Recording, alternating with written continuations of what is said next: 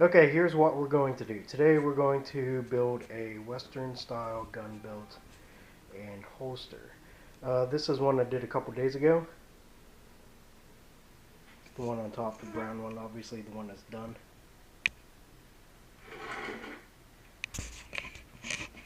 And I'm going to go over quickly how to build one of these.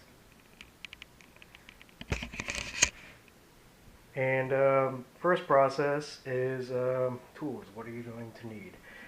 Okay, I'm going to need a razor. Going to need, where did my pencil go? Going to need a pencil of some kind, edge beveler, ruler, edge burnisher. Strap-in punch is not a necessity, but it does help out a lot. It does make the process a lot faster. Strap cutter, not a necessity, but oh my god, does that help out a lot. That way you can just get your straight, even line and then just make all the straps you need. Some rivets, I have some small dome, I don't know the size, rivets. They're going to be placed on the ends here. You don't have to place them there where this one is. You do not have to place them there, but yeah, I think it looks better. Alright. A ruler. Ruler helps a lot. A mat that you can see here. One of these helps. I'm mostly going to use Chicago screws for the buckle end.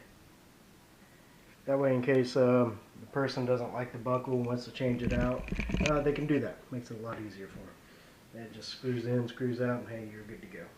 Some people put Loctite on it. I don't see the purpose in it, and just keep up with it and it should be good to go. I'm mostly going to use one of these because I'm using 10 to 11 ounce leather. One of these, I can't even remember the name of it. It takes down the leather.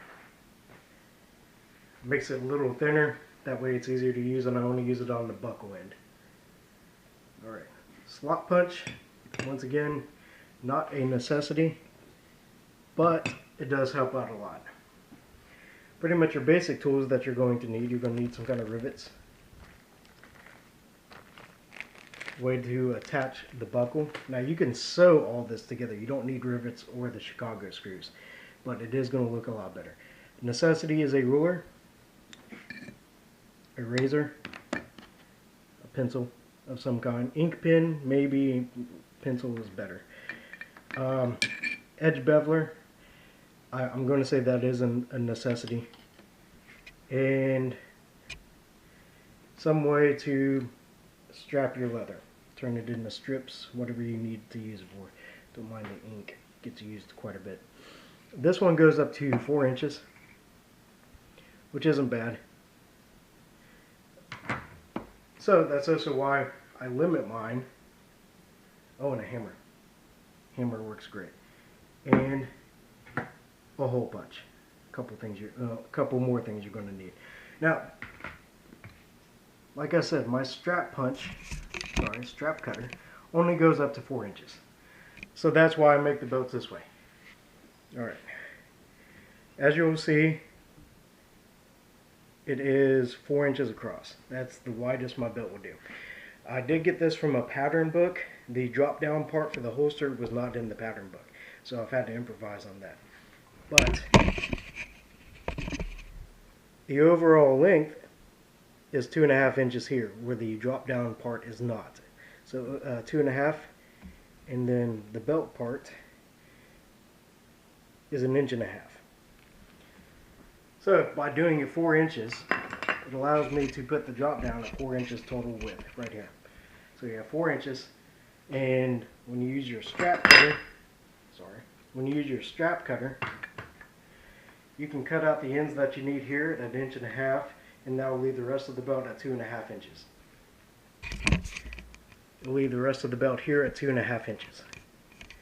So you can get all the pieces you need from one 4-inch piece.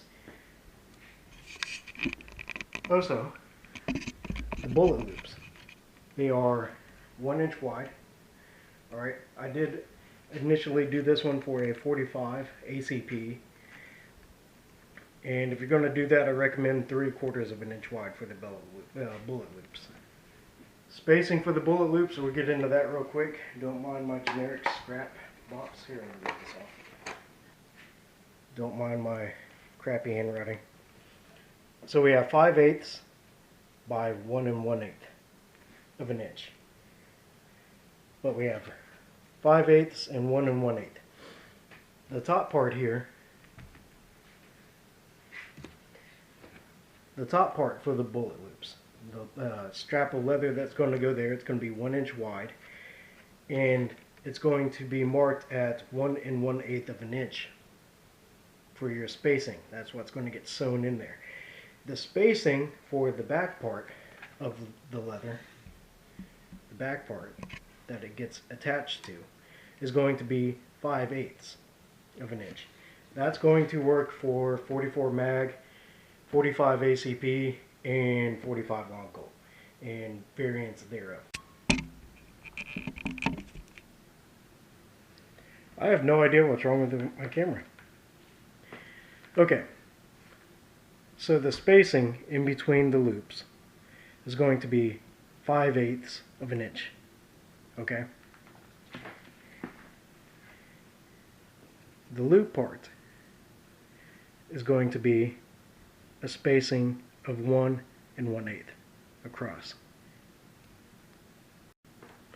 That'll cover your 44, 45 ACP, and your 45 long colt.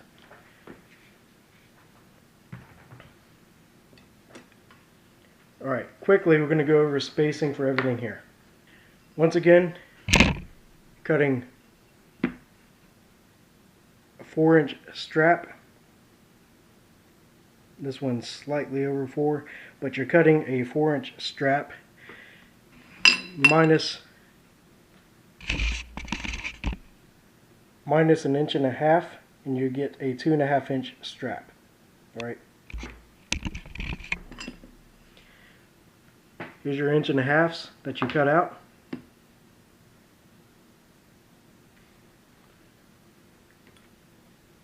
Here's your 1.5 inches right here, and then another 1.5 inches, 3 inches here. So these are going to be for your belt that attaches to this, the Ranger style belt. Okay. Surprised I'm still recording.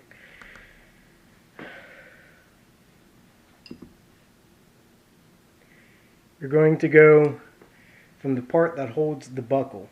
This is going to be the part where the buckle attaches at this end.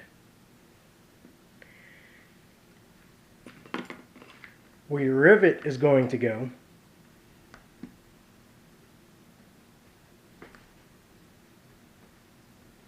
it's approximately 2.5 inches. This was just a little shy, but it should be about 2.5 inches. From where your rivet goes to the part that holds your buckle in place is going to be 2.5 inches, approximately 2.5 inches. From where this Chicago screw is going to go here and here, you're going to go 3 inches. Your total length for everything is 8.5 inches.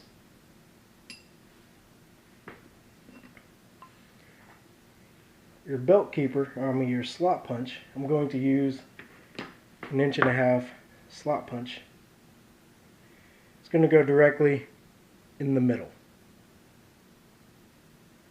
Space it evenly between where the Chicago screw is going to go here, and in between here and here.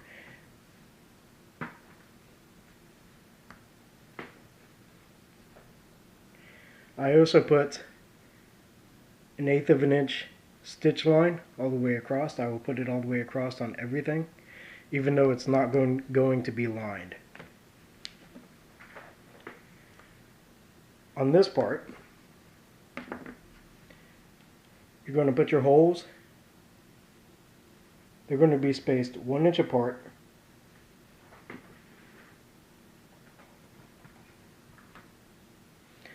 They're going to be spaced 1 inch apart. Alright, give you the measurements for this.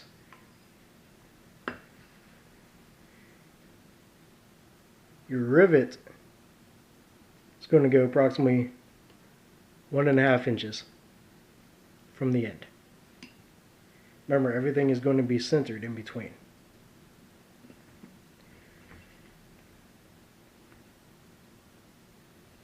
From the rivet mark to the first hole is going to be approximately 2 inches. Then you're going to go 1 inch spacing all the way down.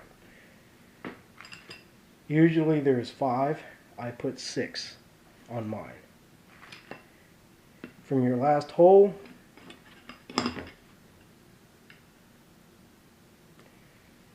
to the opposite end is going to be 4 inches, which will give you a total length of over 12 inches. About 12.5 inches. You will also need a belt keeper. This belt keeper is going to go on the square end, and it's going to attach with rivets here, here, here, and here. So you're going to have 4 rivets, or you could sew this in here. It's up to you. Okay, spacing for this. Once again, this is 2.5 inches right here. From where your rivet's going to go for your buckle part, the one with the square end over here, square end to square end, it's going to be approximately 4 inches. You should probably go around 4 inches. I went a little shy. It's going to be 4 inches. Your belt keeper part is going to be 3/4 of an inch. So for where the rivets, the center of the rivets are going to go, it's going to be 3/4 of an inch. For your rivets, once again, which is going to be this part, you're going to put a hole here for your rivet, and there's going to be a hole here for your rivet. These are going to line up directly. Once again, 4 inches. Going to make your belt as long as you need it to. Here is a belt indicator. The person gave me his measurement, told me it's going to be 38.5 inches. I went longer in case he wants to wear another belt underneath, so there's more space. So I went approximately 40 inches per his 38.5 that he told me.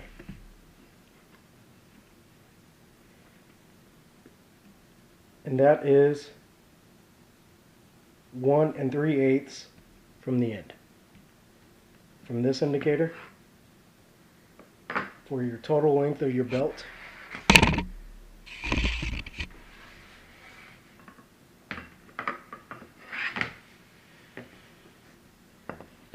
to another indicator, which is going to be here, which is going to be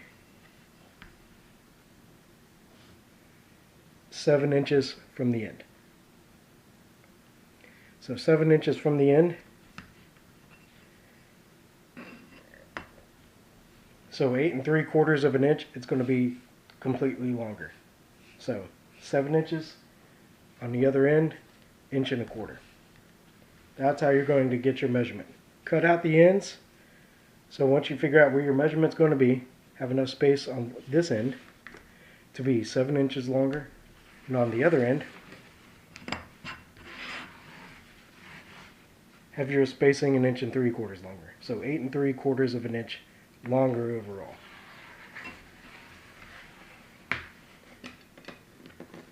Remember, like I said, round to round. Okay. Here once again we have the rivet indicator here that I placed, and a rivet indicator here. That is going to be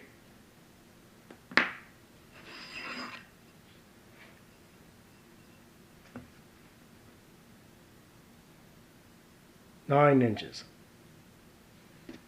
9 inches from the tip to the rivet indicator. Remember, this is going to be completely centered. Okay?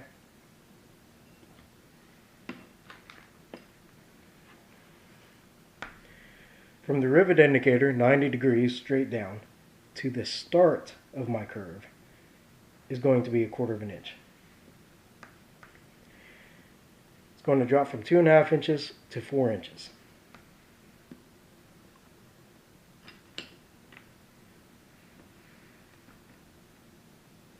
Total length of the curve from here to the end of the curve here is going to be approximately 1.5 inches.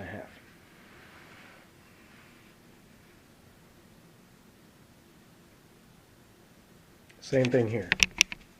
Approximately 1.5 inches from the start of this curve to the end of this curve. Now, this length is going to vary depending on your holster. I have from the start of my curve to the inside of the slot here for the holster on the back side, I have approximately 1 3/4 inches. Right? This space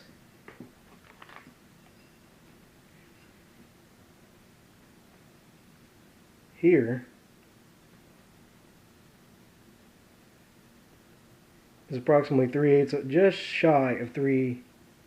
We can go with 1, 2, 3, 4, 5/16 is what I went for this. This space is also going to depend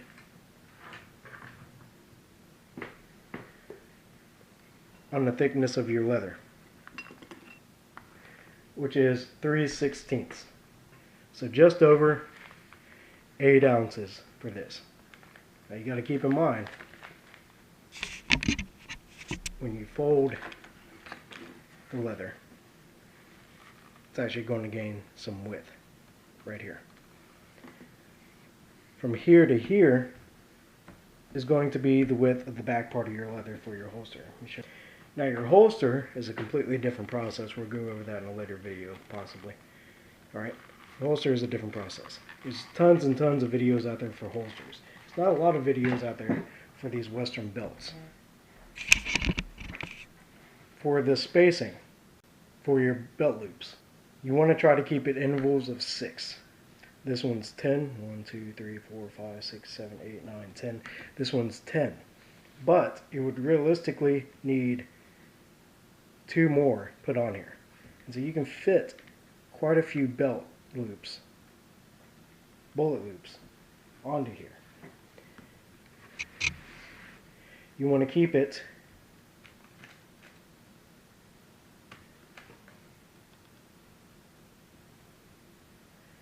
off of this one by about 1 inch at least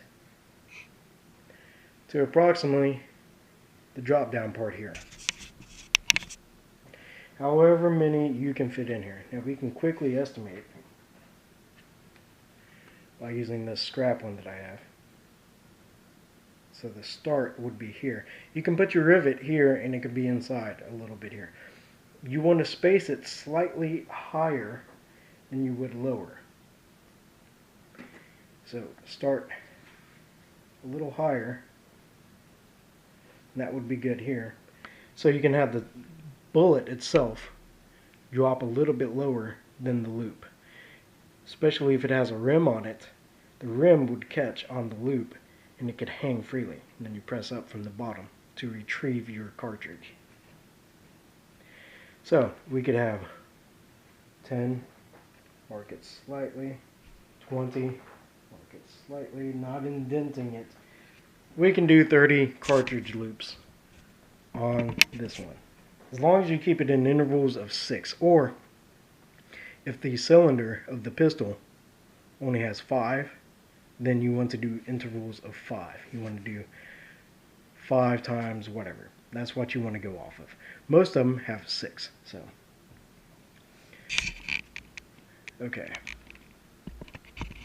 For the measurements, this is approximately a 1/2 inch. Correction. I need to get a 1/2 inch. This one I don't want. I like to do a 1/2 inch for it. Take a scrap piece of leather that you trimmed off. I was going to film more of this last night. I did not. I was trying to rush through it last night. I didn't even think I was going to film this.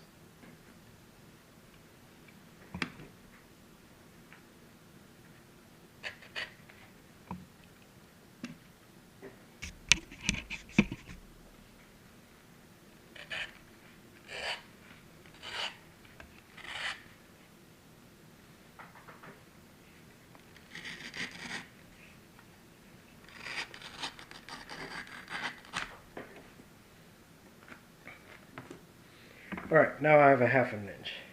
I don't know why I did one this small. But now I have a 1/2 inch. This 1/2 inch is going to be for the square end.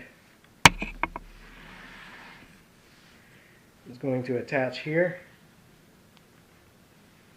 Sorry, my hand is all in the way.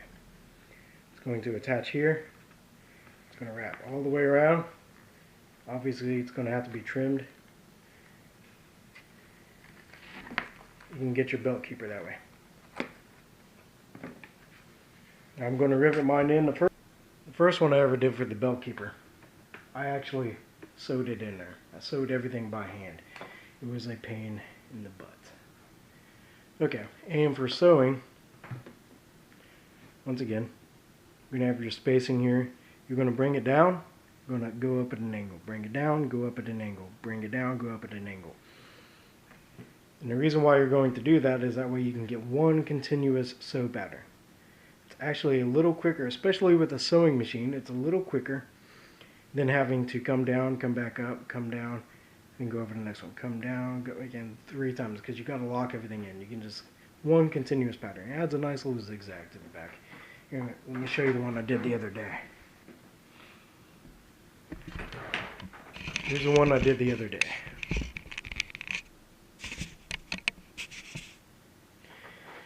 Did the zigzag. Now don't mind this part. My freaking sewing machine bought a Cobra. I don't know what he was thinking. It got binded up right there. The shuttle hook, the bottom part wasn't feeding correctly. I have no idea what happened. It did it here and then it stopped, and then pretty much the rest of the way through it was pretty much fine. I have no idea what happened. So, but you can see here we need to lock it in. It's a little off right there. Come up, come back down, and then start to go with the sewing machine.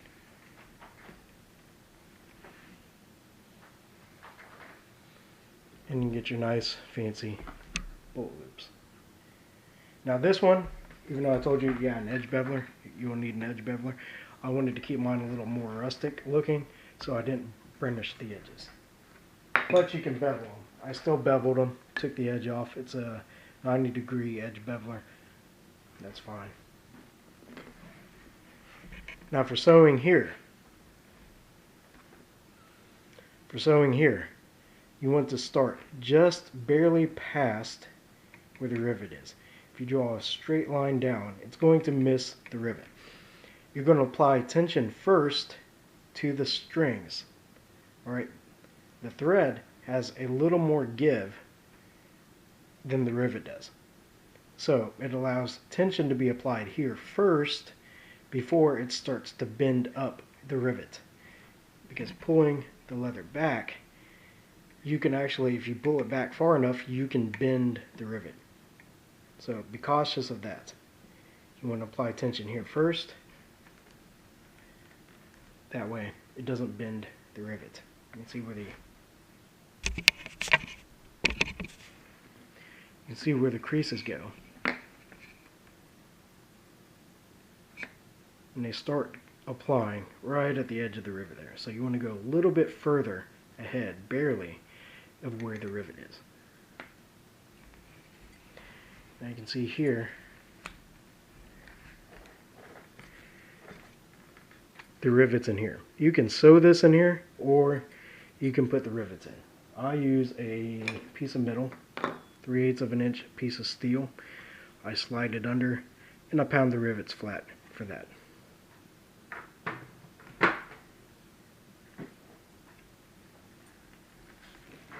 After you get everything cut out, it's scrap.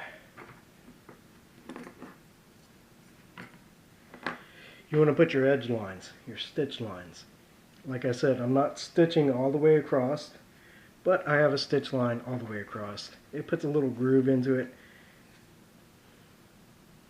Makes it look a little nicer. And I put it all the way across here. After you put your stitch line all the way across,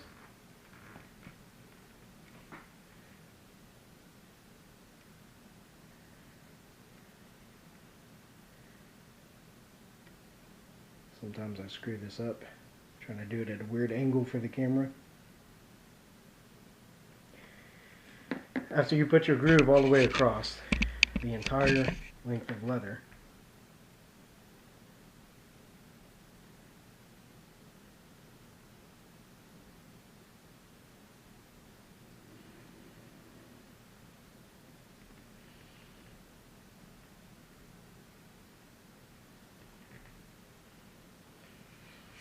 you're then going to take your edge beveler. Take your edge beveler, go across the edge.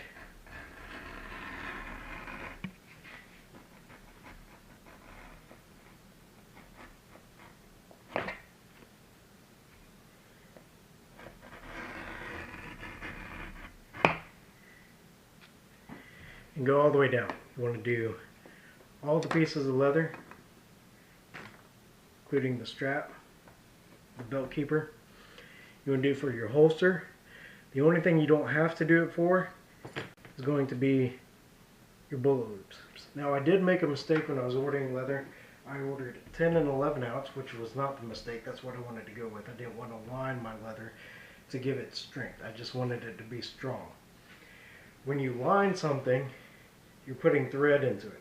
When you put thread into it, it gets worn on the back side. And as it gets worn on the back side, see, 10, 11 ounce. When it gets worn on the back side, where the stitch mark is, that's something else to fail. Now, when you line it, this part would be covered. It would be completely covered. You don't have to worry about the stitching being worn against the clothing and then this falling apart. But if you line the inside here and you're going all the way across, that's going to get worn. So you have a choice. What do you want to do? Or if it gets caught on something, you stand a chance of peeling this. If the bullet loops fail, then you have to peel off the entire lining to get to the bullet loops, to re-sew them in there to get them to function correctly. You're adding more work and more failure ideas to it by lining it. Does it look better? Yes, it does. In my opinion, is it functional? Not really. If anything, if you want anything to fail, it would be to be this, if it's unlined. And that's fine. But if it is lined and the lining starts to fail, and let's say you start to pull the lining through the thread doesn't fail. Let's say you pull the lining through, because generally it's a little thinner than this. Then you have to take off the entire lining, and then you have to try to match up each stitch hole to the front to be able to re-sew the entire thing. That's just, it's setting yourself up for failure. And I do not like that idea. Okay, the mistake I did. When I was ordering the leather,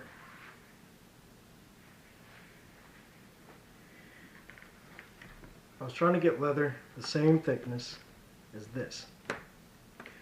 I guesstimated this was 3 to 4 ounce leather. No, it's probably closer to 4 and 5 ounce leather. This is 3 to 4 ounce leather. It's a little thinner. I think I can make it work though. It's still pretty strong. Notice the thickness difference here. It's still pretty strong. It should hold the belt loops. And we're going to give it a shot. This is a lot higher quality leather.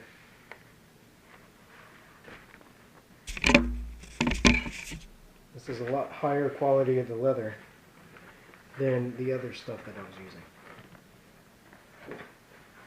So I think I should have went 4 and 5 ounce leather just to match the thickness of the bullet loops here, because I really like the thickness of these bullet loops. It looks nice, it looks like it's quality. It's a little thick because they press together whenever you pull them up just a little bit, but it's still fine, it still works. But you can notice, possibly, I have all these little marks in it. These are scars, these are tick marks, these are scars all throughout the leather. This cow, he had a rough life. And the leather I'm going to use isn't quite as bad. Here, let me cut out some of that real quick. Alright, I buy belt bends. It's more expensive a square foot than a side would be.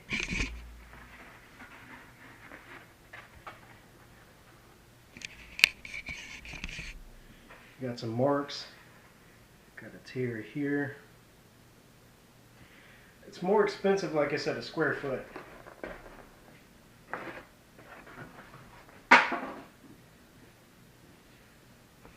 But it's cheaper than the side itself. Now I have to avoid this part. So we're going to do just over a ½ an inch. Now a key to using a strap cutter is you want to try to match the thickness just over the thickness of the leather.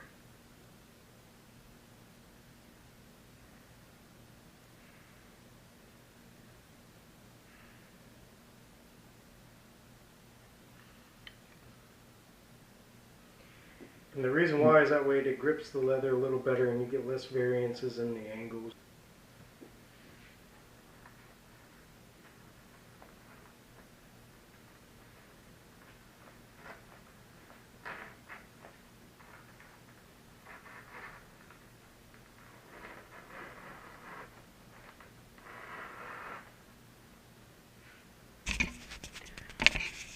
Also, when you're doing this, you want to try to start the leather off. Maybe you might have to make a small cut at the end just to get the razor to start going through. But once you do, you want to take the top part and pull it toward the handle, keeping the handle itself flush if you don't know how to use a strap cutter.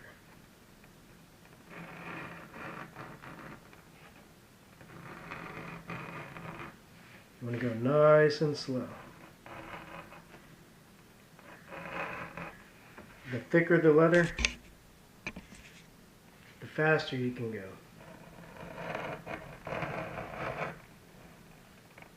Man, this stuff is almost like paper.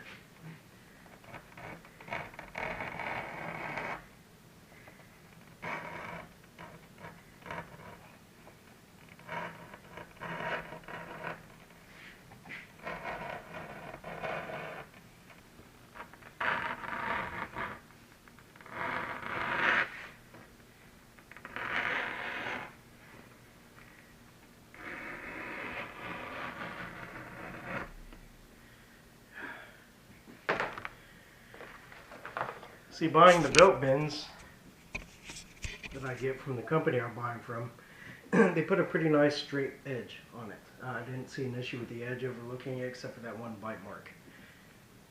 Now I need to go an inch and I'm still cutting the same width.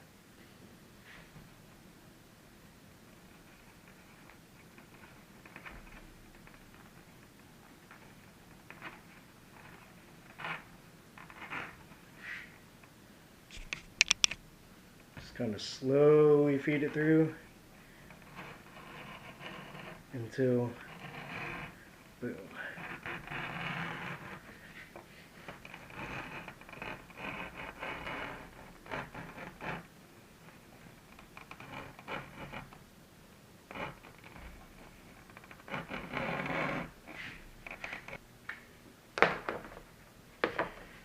Alright, now I have a 1-inch wide piece of leather at 3 to 4 ounce. So the next steps would be to, like I said, bevel the edges of everything. Punch all the holes accordingly. Use a hole punch. Hole punch of any kind. Depending on the size of the rivet, depending on the size that you need to punch the holes, these are pretty small. So I'm going to go with a number 2 on this wheel. For the Chicago screws, I'm going to go with a number 6 on the wheel, the widest one, so I can put the Chicago screws into here. Alright, so I will be back after this is beveled. The rest of the holes are punched and everything is dyed. Once all of that is done, then I'll be back. Alright, bye.